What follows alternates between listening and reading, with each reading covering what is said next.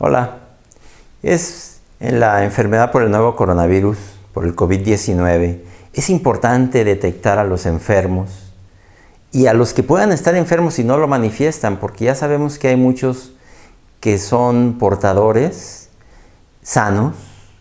Por ejemplo, los niños, los jóvenes, suelen tener la enfermedad sin dar ninguna manifestación. Y otro problema también es que algunos que van a dar manifestaciones, antes de que las den, ya son infecciosos 1 o 2 días antes. Entonces, de acuerdo a la epidemiología mundial, para el control estricto, es muy importante detectar a las personas, porque en relación con el virus, hay de muchos tipos de personas, digamos. Hay los que están enfermos, los que pudieran estar enfermos porque tienen manifestaciones clínicas, los que han estado en contacto con los que están enfermos están bien, los que están sanos y que no tienen ninguna relación epidemiológica ni ningún contacto, y finalmente los que ya curaron de haber estado enfermos. Si se fijan, son 5 tipos diferentes de personas. Y para la epidemiología y el control de la enfermedad sería muy importante poderlos identificar. Hay distintos tipos de laboratorio, de pruebas de laboratorio para identificar al virus. Sabemos que el virus es una familia de coronavirus que tienen una membrana que roban de la célula de la persona. Cuando salen de la célula roban parte de su membrana, con lo que forman esta membrana. Tiene unas espículas, que esto es con lo que se va a unir a la célula de la persona que va a infectar para finalmente inyectarle su RNA, que es el ácido ribonucleico. Realmente en español es el ARN, el ácido ribonucleico. Entonces las pruebas de laboratorio reflejan esto. Hay primero las estándares, las que detectan el ARN del virus.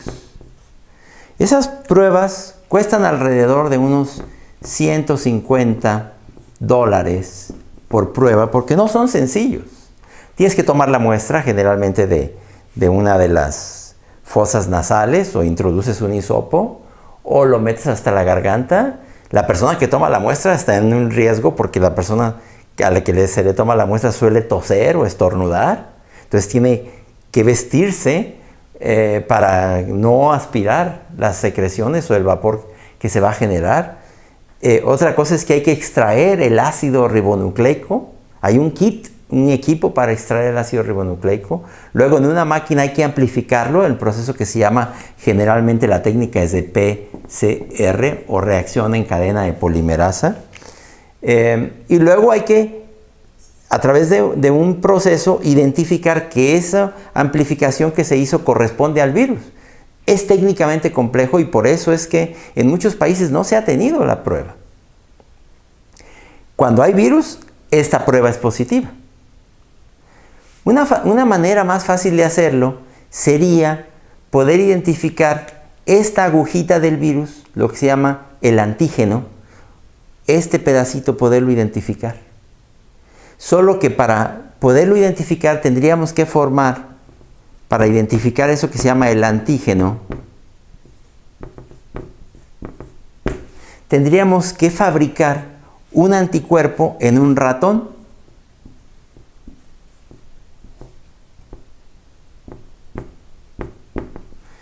Ese anticuerpo tarda meses y muy probablemente las pruebas de antígeno no las vamos a tener pronto, porque esto que es un anticuerpo que se llama monoclonales, para poder identificar el antígeno, vamos a tardar un buen tiempo en tenerlos y difícilmente creo que tendremos buenas pruebas de detección de antígenos que podrían parecerse un poco a estas pruebas de detección de ARN y se pueden hacer, digamos, en una tablita de plástico. Le pones una gotita de sangre y aquí te menciona si es positivo o negativo. Es un poco como se hacen las pruebas de embarazo. Y estas, cuando ya se logran hacer, son económicas, digamos vamos a decir unos $20. Serían muy importantes para la salud pública. El problema es que todavía no las tenemos. Hay otras pruebas que le llaman también pruebas rápidas, que son de detección de anticuerpos, que es precisamente esto. Nosotros cuando enfermamos lanzamos anticuerpos contra los agentes patógenos y este es un poco más fácil de identificar. Hay de distintos tipos, hay los que se llaman IgG, inmunoglobulinas G e inmunoglobulinas M. Y es relativamente fácil de hacer esas pruebas porque esta aguja del virus se puede sintetizar, digamos, en el laboratorio y entonces se puede hacer en esta misma prueba que parecía una prueba de embarazo, se pone aquí el antígeno y si tú le pones la sangre del paciente, corre aquí y se junta el antígeno que tienes con el anticuerpo que quieres detectar y te da aquí ya positivo o negativo. El caso es que estas pruebas son más sencillas de hacer. El problema es que para que estas pruebas sean positivas, tiene que pasar un tiempo. Cuando tú llegas en los primeros días con la enfermedad, en ese momento todavía el cuerpo no ha tenido el tiempo de formar los anticuerpos. Pasará un tiempo de que tú te enfermas en el tiempo cero y generalmente varios días después aquí empiezan a aparecer los anticuerpos. Primero los de tipo IgM, y luego esta sería la IgM y luego la IgG que se queda de por vida. La IgM desaparece poco después.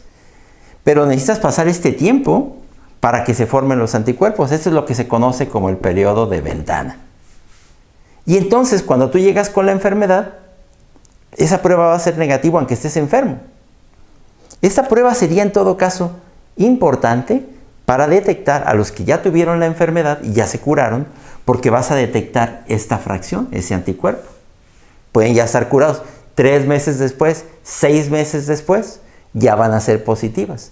Pero para que sean positivas necesita haber pasado por lo menos ya una semana de que empezaron los síntomas para que empiecen a servir estas pruebas. Malamente, estas pruebas de detección de anticuerpos se están ofreciendo en algunos laboratorios como si fueran esta otra. Y entonces al que ya tiene la enfermedad le dices que no tiene nada. Y ese es el problema, que no podemos disponer básicamente actualmente de esta prueba porque es muy cara. Y además, en el mundo se han acabado ya los reactivos para extraer el ARN del virus. Hay una gran escasez en el mundo ya de estas pruebas que además son muy caras. Y si tú quieres hacer miles para identificar a los que ya están enfermos o a los que parezcan tener manifestaciones clínicas compatibles, necesitarías hacer miles para poder discriminar a los que están enfermos y separarlos del resto de la sociedad. Es lo que han hecho sociedades, por ejemplo, como Corea, Singapur y buena parte de China han hecho eso. Estas pruebas de antígeno, mientras no tengamos los anticuerpos monoclonales desarrollados en ratón, no vamos a tener buenas pruebas de antígeno y yo sospecho que vamos a tardar todavía varios meses en tener buenas pruebas de antígeno. Finalmente, estas pruebas de anticuerpo también, por desgracia, no te sirven en el momento agudo por lo que decíamos, por el periodo de ventana que necesita por lo menos una semana.